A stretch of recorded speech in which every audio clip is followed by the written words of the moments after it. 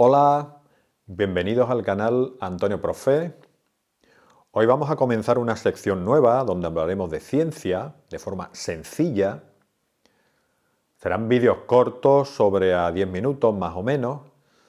Y además me gustaría que tú me indicaras en los comentarios de qué temas quieres que hablemos.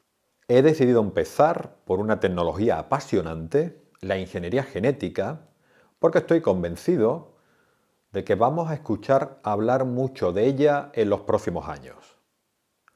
Concretamente hablaremos sobre qué es la ingeniería genética, breve historia, las técnicas más usadas dentro de esta disciplina, su relación con la salud, muy interesante, dónde podemos estudiar esta carrera y por último os daré mi opinión.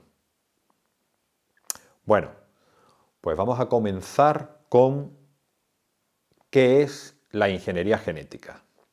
Según el National Human Genome Research Institute, NHGRI, de los Institutos Nacionales de Salud con sede en Bethesda, Estados Unidos, no hay una definición clara de la ingeniería genética, pero podemos decir que la ingeniería genética es el conjunto de técnicas que se emplean para alterar la composición genética de un organismo.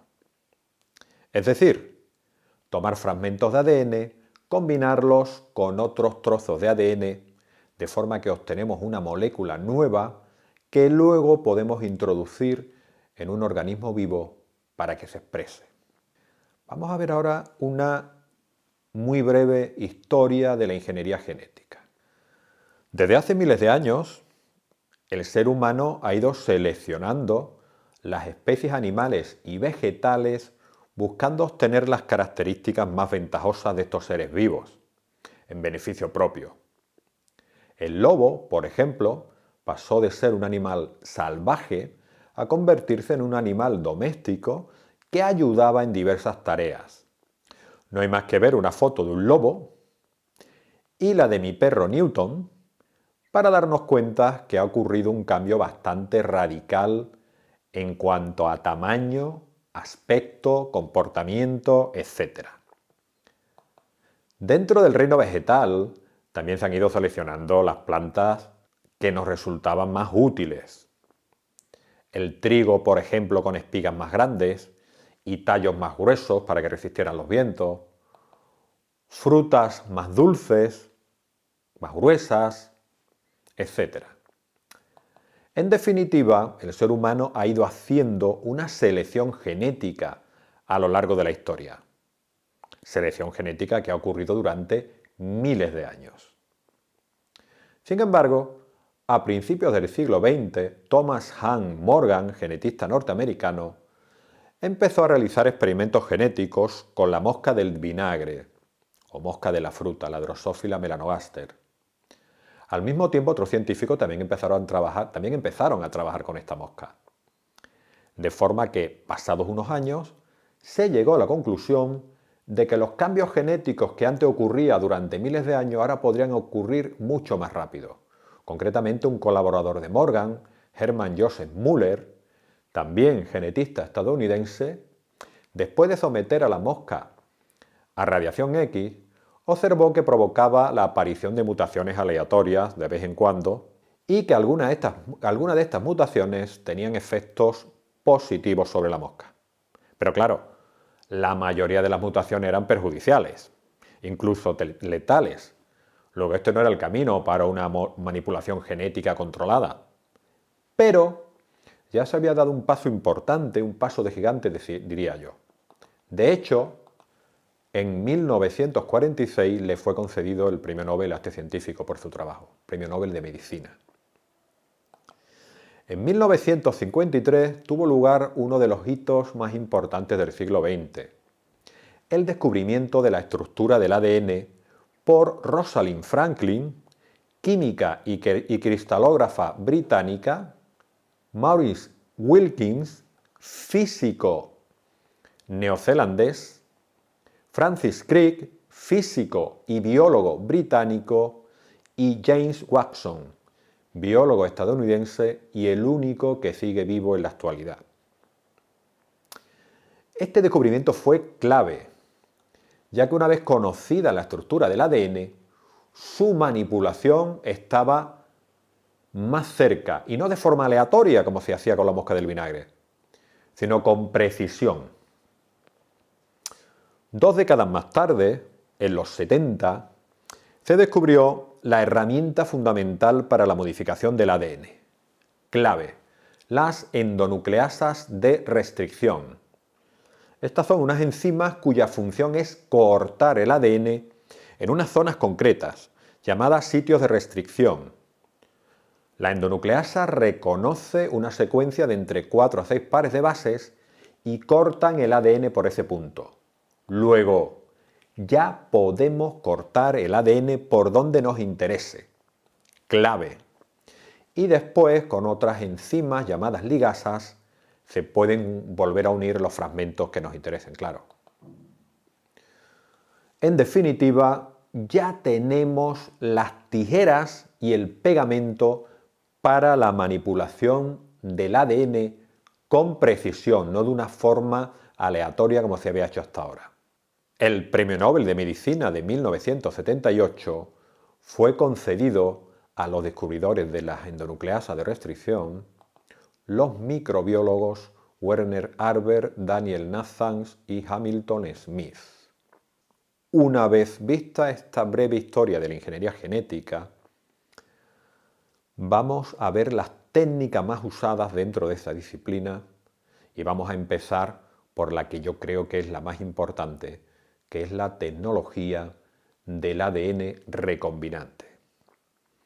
Según el NHGRI, el ADN recombinante es una tecnología que utiliza enzimas para cortar y unir secuencias de ADN de interés. Estas secuencias de ADN recombinado se pueden colocar en unos vehículos llamados vectores que transportan el ADN hacia el lugar adecuado de la célula huésped, donde puede ser copiado o expresado. Los vectores más utilizados, cuando hablo de vector me refiero a un vehículo como una inyección para colocar el ADN dentro del ser vivo que nos interese. Pues los vectores más utilizados en la actualidad son los plásmidos, que son una molécula de ADN circular muy común en las bacterias, y el ADN del fago lambda. Resumiendo, buscamos los genes que nos interesan, los cortamos, los pegamos y la molécula nueva que hemos obtenido la introducimos dentro de células de un ser vivo para que se expresen. Este es un resumen de lo que es la tecnología del ADN recombinante. Otra técnica clave dentro de este campo es la secuenciación del ADN. Consiste en un conjunto de técnicas que permiten conocer el orden en el que aparecen los nucleótidos en el ADN, que es la base de la información genética de los organismos. Esta técnica obviamente tiene multitud de aplicaciones médicas, aplicaciones básicas, aplicaciones forenses, etc. Daros cuenta que la secuencia de letras, para que nos entendamos, contienen toda la información genética de cómo está hecho y cómo funciona cada organismo. Bien, otra tecnología muy usada en ingeniería genética y que está muy de moda últimamente es la reacción en cadena de la polimerasa, la PCR. Con esta técnica se busca conseguir una gran cantidad de copias de ADN a partir de cantidades pequeñas. Para que nos entendamos, la PCR es como una fotocopiadora molecular. Hacemos muchísimas copias de un trozo de ADN. Desgraciadamente todos hemos oído hablar de esta técnica en relación con el COVID-19 y la razón es que cuando se toma una muestra de un paciente infectado por este virus, la cantidad de ADN vírico que se toma es pequeñísima, casi siempre indetectable. Pero con esta técnica podemos hacer miles de copias de un trozo de ADN, en este caso vírico, para que ya sea fácilmente detectable.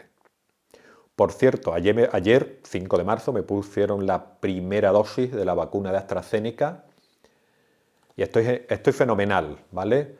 Os animo, ojalá os la pudieran poner a todos ya, pero no le tengáis miedo porque una leve molestia es lo único que he sentido y poco más. De hecho, me la pusieron hace unas 24 horas y aquí estoy grabando un vídeo.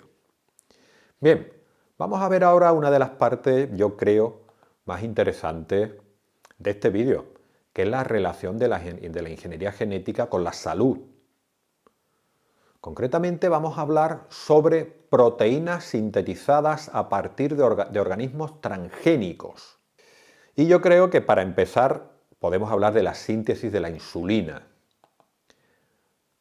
La insulina es una hormona que se produce en el páncreas y cuya función es activar la absorción de glucosa y de algunos aminoácidos después de las comidas. Los diabéticos que presentan problemas con la síntesis de esta hormona sufren diabetes tipo 1 y aquellos cuyas células no responden bien a la misma padecen diabetes tipo 2.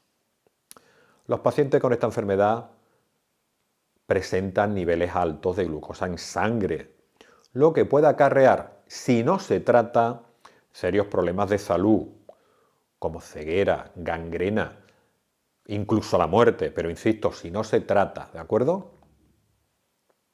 Hace 100 años se empezó a extraer insulina del páncreas de animales para tratar la diabetes.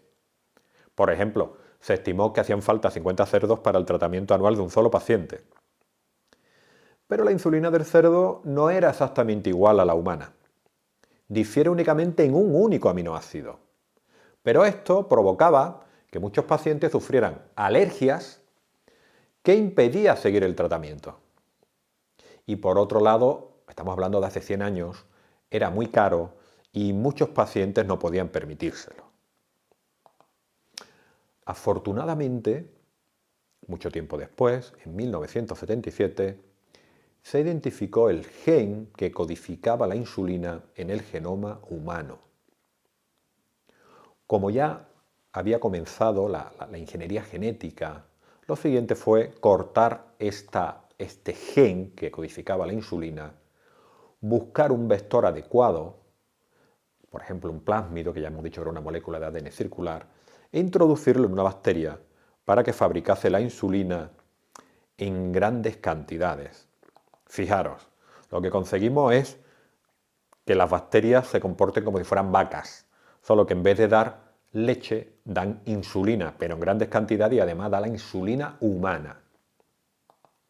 En 1982 se puso a la venta la primera insulina fabricada mediante ingeniería genética y desde entonces se ha ido perfeccionando su síntesis. Hoy en día se sintetizan multitud de proteínas por esta tecnología, introduciendo el gen que codifica la proteína correspondiente dentro de una levadura o de una bacteria. Por ejemplo, factores de coagulación, como el factor 8 para la hemofilia A, anticoagulantes, como el activador del plasminógeno tisular, para tratar el infarto de miocardio, la hormona del crecimiento, el interferón y las interleuquinas, para tratar la hepatitis y la esclerosis múltiple, vacunas, como la antihepatitis A, anticuerpos monoclonales, recombinantes, etc. Multitud de sustancias que algunas personas no pueden sintetizar o tienen problema con ellas, pero con esta tecnología hacemos que la sintetice una bacteria o una levadura en grandes cantidades para que puedan ser tratados la gente que tenga problemas de algún tipo, ¿no? Bien, pero esto solo es un ejemplo, también existen otros tratamientos con terapias génicas. Por ejemplo, se puede sustituir un gen defectuoso por otro sano. Increíble. Se pueden obtener plantas transgénicas, donde, por ejemplo, se han conseguido plantas que necesitan menos agua. Imaginaros en los países del tercer mundo con problemas de agua. O plantas que son resistentes a las enfermedades, etc. Multitud de cosas increíbles para mejorar la calidad de vida de todas las personas de todo el mundo. Pero esto, como es tan interesante, lo vamos a dejar para tratarlo con un poquito más de profundidad en otro vídeo. Bien, ¿Dónde podemos estudiar esta carrera? Muy interesante, sobre todo para mis alumnos y para todos los que estéis interesados en ella. Ahora mismo en España la imparte en la Universidad CEU San Pablo en Madrid, privada, y la Universidad Autónoma de Barcelona. Esta es pública. Sin embargo, lo más común es cursar un grado en biología, biotecnología, bioquímica, química, títulos afines, y después hacer un máster especializado en genética. Es lo normal, lo que suele hacer la mayoría de los estudiantes. Por ejemplo, la Universidad de Alcalá, la Universidad Complutense y la Universidad Autónoma imparten un máster en genética y biología celular. La Universidad de Barcelona también ofrece un máster en genética avanzada y el máster en genética y genómica. Y por otro lado, aquí cerquita de mi tierra, la Universidad de Sevilla ofrece el máster en genética molecular y biotecnología, que puede ser complementado con un doctorado en biología molecular, biomedicina e investigación clínica. Y llegados a este punto os voy a dar mi opinión acerca de esta tecnología. Me imagino que viendo cómo hablo de ella, algunos ya os habréis dado cuenta de lo que yo opino, ¿no? Para mí la ingeniería genética es una de las ciencias más apasionantes que se pueden estudiar ahora mismo, sobre todo después del descubrimiento de la tecnología CRISPR-Cas9, a la que dedicaremos un vídeo entero, con la que se puede editar el genoma como nunca antes se había hecho en la historia. No sé si, como he leído por internet, que va a ser tan fácil como cortar y pegar un folio, pero como nunca antes en la historia, seguro. Este hecho seguramente hará que la ingeniería genética avance enormemente y que los profesionales de este campo sean muy demandados. Por consiguiente, yo creo que es una carrera con muchísimo futuro. Pues muy bien, esto es todo lo que os quería contar acerca de ingeniería genética. Me encantaría que me dejarais vuestra opinión en los comentarios, ¿vale? Y si queréis conocer algo más de algún otro tema, también me lo podéis dejar en los comentarios e intentaremos tratarlo en algún otro vídeo. Venga, pues nos vemos en el siguiente vídeo. Me ha encantado estar con ustedes y espero que os guste. Venga, hasta luego. Un saludo.